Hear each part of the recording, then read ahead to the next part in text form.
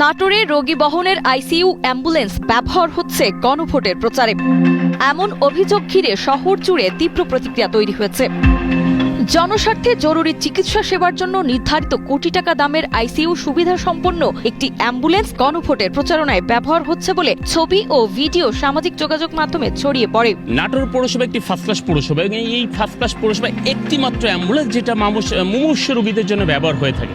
আমি দেখতে পাচ্ছি যে এই অ্যাম্বুলেন্সটি ব্যবহার হচ্ছে ভোটের কাজে এবং সেখানে বিভিন্ন শহরের বিভিন্ন আনাচে কানাচে যাওয়া হচ্ছে এবং হ্যাঁ ভোট যেটা প্রচারণা চালানো হচ্ছে, যেটা আমার কাছে মনে হচ্ছে এক প্রকার হাস্যকর এবং অমানবিক। কারণ যেই অ্যাম্বুলেন্স ব্যবহার হয়ে থাকে মুমূর্ষু রোগীদের জন্য, সেইটা কেন ভোটের কাজে ব্যবহার হবে? আর সেই হ্যাঁ সূচক ভোট ভবিষ্যতে আমাদের কি প্রত্যাশা করতে পারি? নাটোর পৌরসভার জরুরি রোগী বহনের এই অ্যাম্বুলেন্সে এখন গণভোটের প্রচারণার জন্য মাইকিং ও প্রচারণার সরঞ্জাম বহন করা হচ্ছে। এতে জরুরি মুহূর্তে রোগী সেবায় বিঘ্ন ঘটার আশঙ্কা তৈরি হয়েছে। পাশাপাশি এমন অপব্যবহারে প্রশাসনিক তদারকি নিয়েও প্রশ্ন উঠেছে। একটা রোগীর একটা জরুরি গাড়ি, এটা তো গণভোটের প্রচারের জন্য এটা তো ব্যবহার করা আমার মনে হয় ঠিক না। এটা আমার কাছে প্রশ্নবিদ্ধ মনে হয়েছে। অ্যাম্বুলেন্স দিয়ে কেন মাইকিং করবে? অ্যাম্বুলেন্স আমাদের গরিব দুঃখীর জন্য। মানুষ মরে যাচ্ছে হাসপাতালে, অথচ একটা গাড়ির অভাবে, গাড়ি ভাড়ার অভাবে তারা দেখা যাচ্ছে যে রুগীকে দূরে নিয়ে যেতে পারতেছে না, ভালো চিকিৎসা করাতে পারতেছে না। আসলে অ্যাম্বুলেন্সটা এই কাজের জন্য ব্যবহারের জন্য না। অ্যাম্বুলেন্সে আমরা চাই সার্ভিস, আমাদের কোনো অসুবিধা হলে আমরা সে পৌরসভা সার্ভিস চাই, কিন্তু এখন দেখতেছি ওটা